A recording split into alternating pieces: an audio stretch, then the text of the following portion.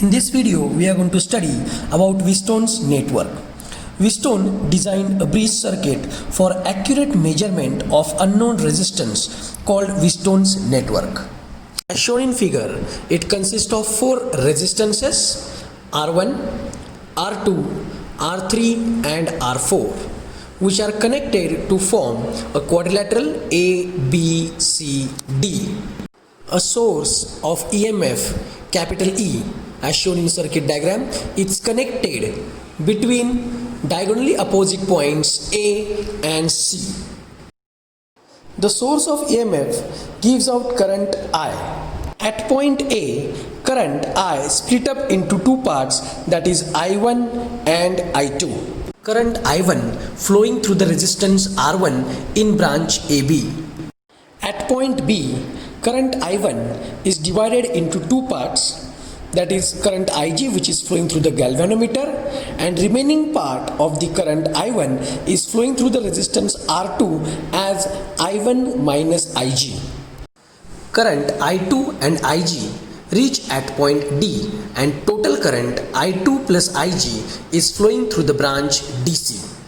Now total current in branch BC, that is I1 minus Ig, and total current in branch DC, that is I2 plus Ig, reach at point C and gives out the total current as I, which is flowing through the circuit.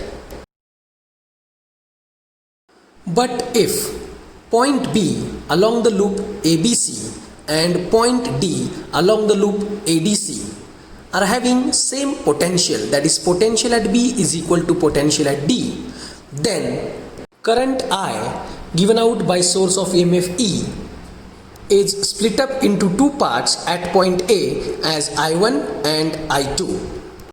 Current I1 is flowing through resistance R1 in branch AB.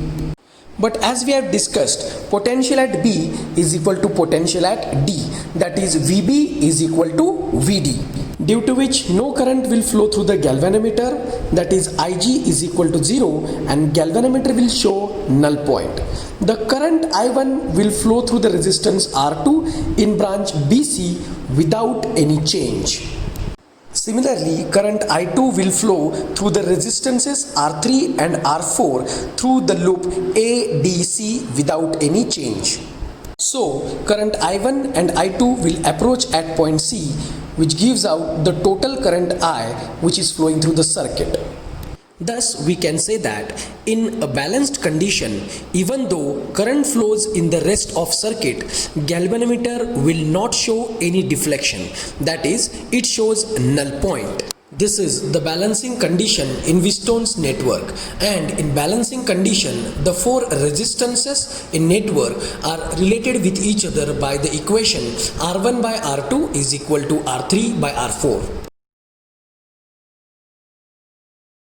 As shown in figure, we have considered a Wheatstone's network which consists of four resistances R1, R2, R3 and R4, and a galvanometer of resistance G is connected across the diagonally opposite points BD, and a source of EMF E is connected across the diagonally opposite point AC.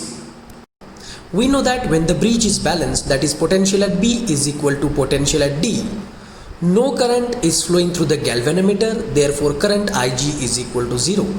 So current through the resistance R2 along BC is I1, and current through resistance R4 along DC is I2.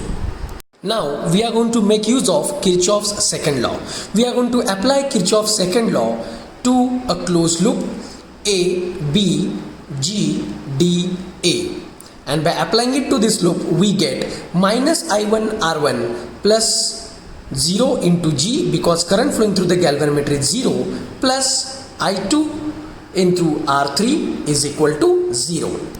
By solving and rearranging the terms in this equation, we get I1 R1 is equal to I2 R3. We will assume this as equation number 1.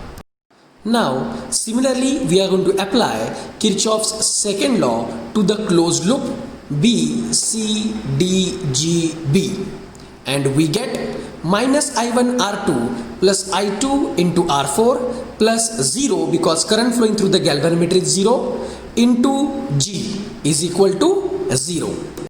By solving and rearranging the terms of this equation, we get I1 R2 is equal to I2 R4. We will assume this as equation number 2. Now, by dividing equation 1 by equation 2, we get I1 R1 upon I2 R2 is equal to I2 R3 upon I2 R4. By solving it, we are going to get R1 by R2 is equal to R3 by R4.